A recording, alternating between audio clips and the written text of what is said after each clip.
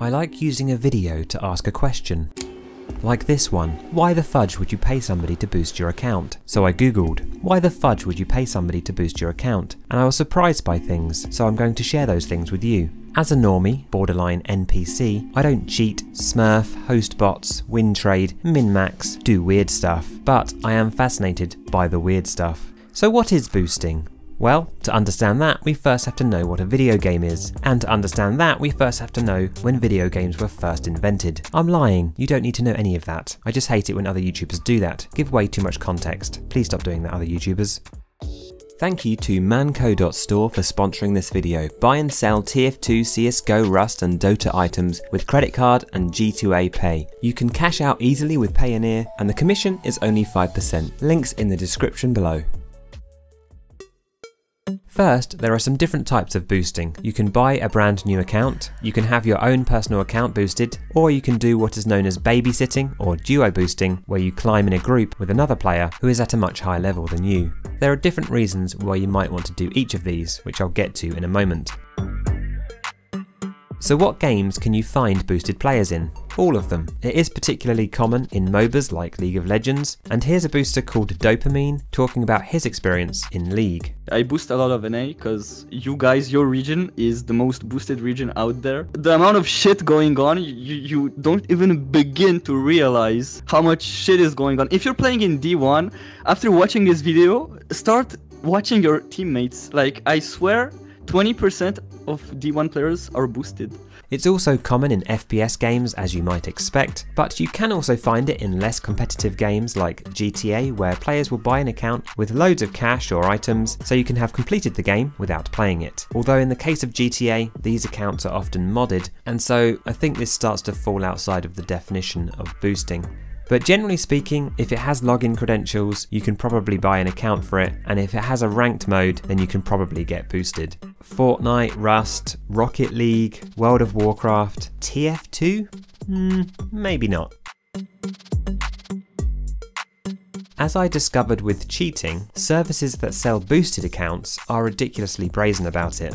Googling the term boosted account for pretty much any game you can think of will return pages of professional looking websites offering their services. These websites usually take a big cut from the boosters. I would imagine most of these sites aren't super well regulated, and so there's probably quite a bit of scamming going on too, so please be careful and don't get scammed while you're trying to scam others. For example, somebody may try and sell their account to you, and then they will contact the games company to claim that they were hacked and try to get their account back, and so you then lose access.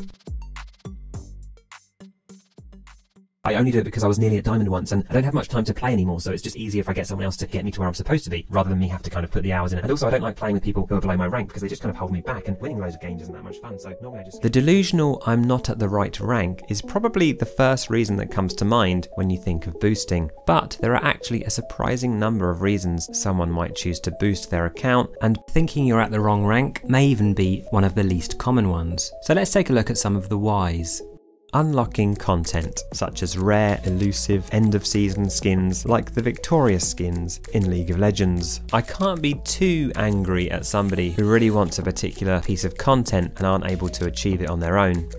Wanting to play against high ELO players despite knowing it's not their rank. And to break that down further, you might want to do this to learn from the best, to play with maybe your favourite streamers or pro players, to play with friends who are at much higher ranks than you. Perhaps you will get your account boosted up to their level so you can play with them for a few games before, I guess, deranking. And finally, to troll. Next up, you have for the status symbol. For bragging rights, perhaps to have that really cool icon on their profile. This might be a bigger deal in some parts of the world where your rank is much more important. And hilariously, there are boosters that have had requests to play while pretending to be their client. I've had someone paying me. I hopped on their Discord, called their friends, streamed for them, and I set up voice meter in a way where that person could hear their friends and their friends could hear that person. So it's as if that person was on Discord with their friends.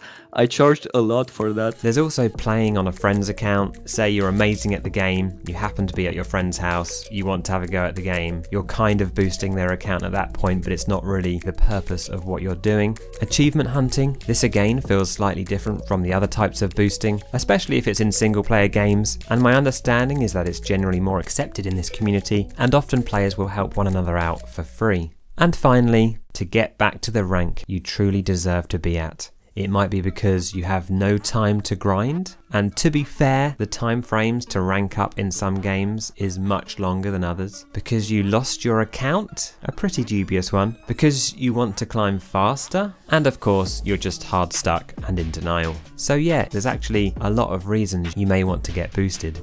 And somewhat related to all of this is the idea of smurfing, a high ELO player playing in a second account that is at a lower rank. This is something that many will find much more frustrating. I'm sure there are many reasons to do this too. Some of the things we just talked about involve smurfing, but I've even heard of a smurf who may hire a booster as company whilst they're playing games and smurfing. So that's pretty douchey, and I can imagine that resulting in some really horrific games for the other team.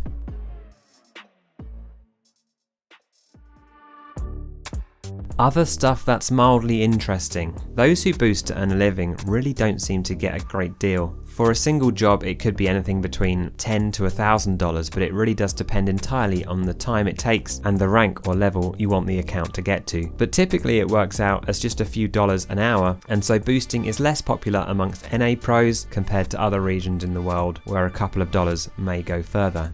It's against the terms of use in most games, but it's tricky to police, and most companies don't really care. Famously, a League of Legends player, who has a name that I'm not going to try and pronounce, was banned for 1,000 years due to boosting. And finally, min-maxing is a term I first heard of in Overwatch, and it's also loosely related. It's when a very high ELO player, for example a top 10 player, duos with another really good player who is on a lower Smurf account, for example low GM, so they end up getting much easier games and faster queues, often with the goal of ranking up as much as possible. This reminds me of what used to be called rushing in games like Diablo 2, where a player with a high level character parties up with someone who's new to the game to push them through the whole game immediately and to boost them to the end game. Boosting is nothing new. It's been around almost as long as games have, and it used to be called power leveling. But what is quite new are these websites popping up to make buying and selling boosted accounts so much more accessible. And with matchmaking and ranked gameplay so common, I can see why the demand for these services might be going up. And to my surprise, there are a couple of borderline honest, not completely insane reasons to use a service like this, but I would imagine the majority of people hiring a booster are probably doing so for fairly dodgy reasons. And anyone who thinks they're at the wrong rank, even if it were true, surely the most enjoyable games would be those that you are playing on your way up the ranks, while you have, say, a 60-70% win rate before it starts to level out. And for those who are knowingly getting boosted beyond their rank, well, they only have misery to look forward to. There's going to be a rough bunch of games lined up for them, and I could see some people getting in the cycle of getting their account boosted to beyond their level, playing a bunch of games and de-ranking, and then getting boosted again, which sounds kind of like hell. But anyway, just like life, it's all about the journey, not the destination, but also get good.